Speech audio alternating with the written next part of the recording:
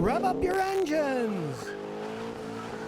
President Donald J. Trump says, Scotty, I'm looking at a 2009 Ford Explorer with 33,000 miles. What do you think about buying a 9-year-old car with low mileage? I've already test driven it.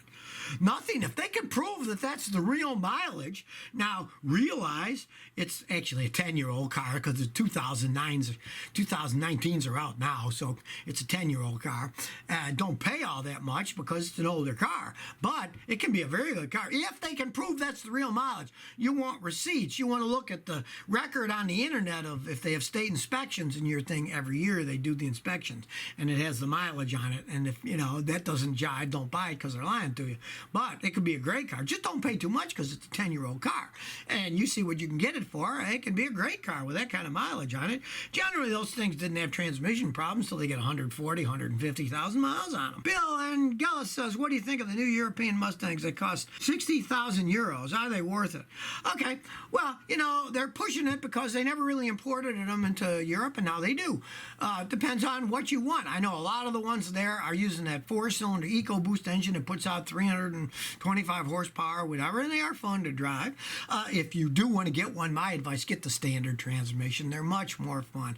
I had one for a week with the automatic, and it was a fun car, but it would have been a whole bunch more fun if it would have been a standard transmission. So if you want to get one of those, definitely get the standard transmission. They're a lot more fun to drive. And since they never really sold them in Europe, now they are, you can have more of a unique car to drive around in. It's going to turn heads. Tinku Ahmed, Arif Asha says, Scotty, I have a 99 Toyota Altaza. The steering wheel is some plane. Any ideas? Okay, what you do is just jack the front of your car up. I have a video for how to find suspension problems on your own car. Watch that. But the gist is you jack it up and then you pull on the wheels. You hold on to each wheel in the front at about 9 o'clock and 3 o'clock, see if there's any play. And then at 6 o'clock and 12 o'clock and see if there's any play. And if there is play, look for the worn parts.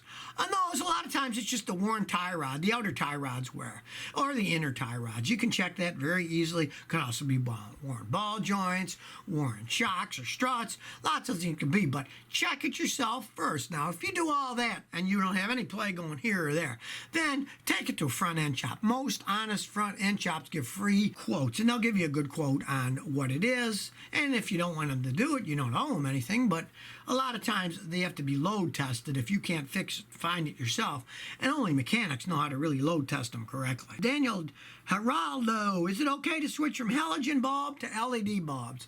Yes, you can.